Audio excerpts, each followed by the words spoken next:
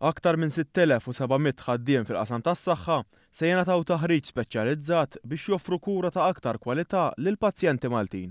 Dan bħala parti minn 3 proġetti li se jsiru fis-sentejn li ġejjin b'investiment ta' 7.6 miljun euro minn fondi Ewropej. Il-proġett ewlieni jinvolvi taħriġ lil 6000 ħaddiem fil-qasam tas-saħħa u li jmissu direttament mal-pazjenti Maltin. F'konferenza tal-aħbarijiet, il-Viċi Prim Ministru u l-Ministru tas-Saħħa Chris Fearn u s-Segretarju Parlamentari Aron Farrugia spjegaw li t-taħriġ se jsir b'nefqa ta' aktar minn 3 miljun euro. Qalu li t-taħriġ mhux se jiffoka fuq il-professjoni medika, iżda kif dawn għandhom imorru mal-pazjenti u qrabathom meta fost l-oħrajn jiġu biex iwaslulhom aħbar dwar saħħithom.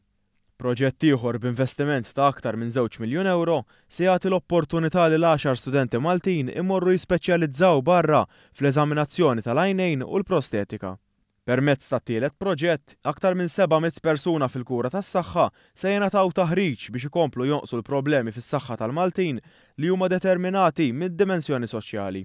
Dan se jsir b'investiment ta' aktar minn 2 miljun euro f'riċerka dwar l-aspetti soċjali fil-ħajja tal-Maltin u kif din qed taffettwalhom saħħithom. Iż-żewġ kelliema qalu li għall-kuntrarju tas-soltu dawn il-fondi Ewropej qed jintużaw għat-taħriġ ta' riżorsi umani u għar-riċerka flokal proġetti ta' infrastruttura. Il-pazjent mhux biss jieħu l-kura li jkollu bżonn imma wkoll kemm jista' jkun ikollu esperjenza tajba meta jgħaddi mis-servizz tas-saħħa tagħna. Is-Segretarju Parlamentari Aron Farrugia qal li x-xogħol fuq dawn il-proġetti diġà beda wara li nkisbet l-approvazzjoni. Illum nitkellmu dwar l-isptar tagħna u servizz tajjeb ħafna li għandna fl-isptar tas-saħħa, imma fadal ħafna x'isir u hawnhekk qed nindirizzaw ukoll forsi wkoll ir-relazzjoni bejn il-pazjent u l-ħaddiem fil-qasam tas-saħħa. U spjega li dawn il-fondi ammontaw għal 30% minn 42 miljun li tħabbru fix-xhur li għaddew u li huma parti mill-Fond Soċjali Ewropew.